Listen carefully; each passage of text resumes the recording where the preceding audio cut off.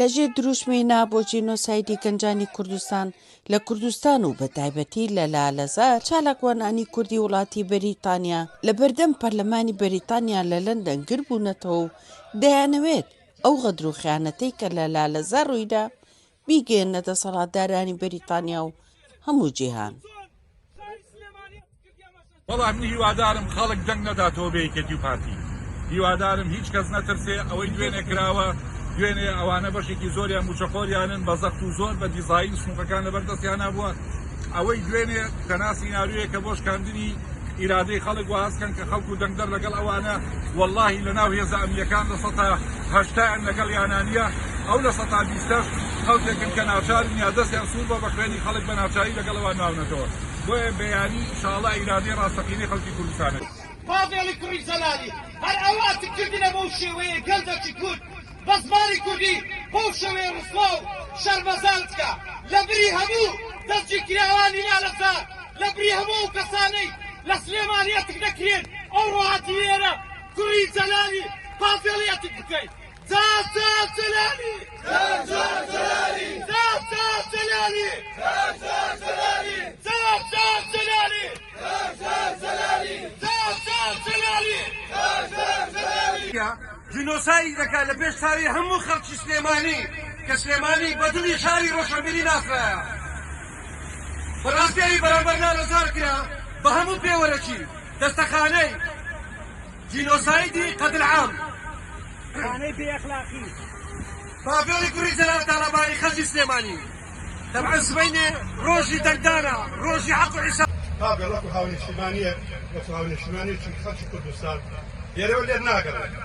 ئەوەی کە کردوتە ئەو کۆمەڵکوژەی کە لە لالەزار کردوتە جارێک بۆم ناچێتە سەر تاوەکو ئەم هەموو خەڵکە جوانە بە دەورمانەوە بێت. وڵات پارێزە چالاکوانە خۆبەخشانی کرد لە وڵاتی بەریتانیا بەخێر هاتنتان دەکەین. وبێ دەکەین هەمومان بەیەک لەو بەیەک ڕەنگ ئەمڕۆ پەیامی خۆمان بگەێنین بەڕای گشتی و هەموو کاربەدەستان و پەرلەمانتارەکانی پەرلەمانی بەریتانیا پێیان بڵێین ئەی خۆمان بەدەست دەکەینەوە ناڕەزایی دەردەبرین و ئیدارەی ئەم کردەوە تیرۆریستی دەکەین. ڕۆژی سزادانی دوو کوڕەکەی جەلال تاڵەبانیە کە بە ڕۆژی نیوڕان خەڵکی تیرۆر دەکەن، بە ڕۆژی نیوڕان دەبابە و تەنک و زری پۆشەکان لە ئامۆزەرەکانی خۆیان دەینن. بەس خۆتان بینە بەشداری خۆتان دەبی چلەنگۆ بکەن. لە شەوێکی نەگریستا چەتەکان یەکێتی هەڵیان کودا سەر ئوتێل لالەزار و بەدایان گەنجان کوشت و سەدانی تریشیان بەدیلی گرتن و دوای سوکایەتی و بەبێ لە بەرچاوگرتنی هیچ بەیاگی ئەخلاقی و دوور لە هەموو مافێکی مرۆڤ سەدان گەنجیتریان سەرنگوم کردووە کە خێزانەکانیان تاکو ێسەش نازانن لە کوێن و ماون و یاخود مردوون. بەڵێ ئەمە ژیانی زۆرینەی گەنج وڵاتەکەمانە کە لە پێناو پەیداکردنی نانێک ئەبێ گیانیان ببەخشن.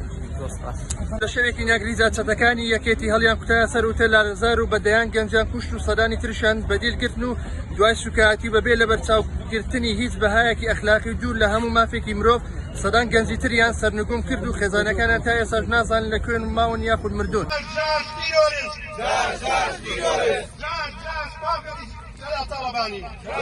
شەرەف و ناموس و پەروەردە و هەموو شتی وڵاتیان کۆتایی پێهێناوە. بۆیە ئێمە لێرە سەنگەرمان لێ گرتوون دڵنیا بن ئەوانەی کە لە تاوانی لالەزار بەشداریان کردووە لە تاوانەکانی تریش ئاەندەی بە دادگای ئەوروپی لە کۆڵیان نابینەوە. ئێستا سەرقاڵی پرۆسەی هەڵبژاردننی ژەوان دوێنێ بەکڕین و بە ترساندنی ئیرادەی خەڵکی جەنگداری خۆیان و ئەو دیزاینەی کە بەڕێیانەوە بردوویانوێ ئیرادەی خەڵکی کوردستان بشکێنن، بەڵام بە دنیایەوە بەیانی خەڵکی دێکۆشە و خەڵکی ڕازۆ وەڵامیان دەداتەوە. یەکێتی بۆ لە ماوەی ڕابردوو قوربانیدایە خینیان ڕشت ئاوارە بوون هەموو قوربانیەکیدا ئێستا شەلاجەک و زەلادە چۆکی پاڤێڵی هاتیە شاری سلێمانی گرتی کوردستانمان ئەخەنە زیندانیەوە. بۆیە لەم سەروبەندی دەنگدانەدا کە دەکاتە ڕۆژی سبەینێ لێرەوە ئەم پەیامە ئاراستەی کوردستان دەکەم